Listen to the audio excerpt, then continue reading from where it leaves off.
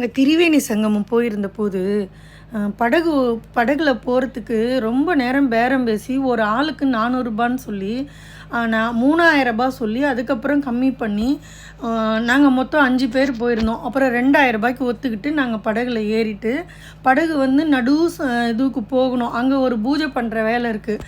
இந்த நாங்கள் போயிட்டு இருக்கும்போது நீங்கள் கேள்விப்பட்டிருக்கீங்களா? கார் பார்க்கிங், ஆட்டோ பார்க்கிங், அப்புறம் வேறு எத்தனையோ பார்க்கிங்லாம் கேள்விப்பட்டிருக்கோம்.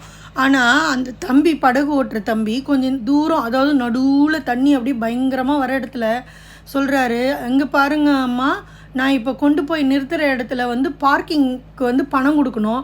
என்னது, பார்க்கிங்க்கு பணம் கொடுக்கணுமா? ஆமாம்மா, நீங்கள் 5 பேர் இருக்கீங்க, ஆளுக்கு 100 போட்டு 500 கொடுங்கன்ட்டான்.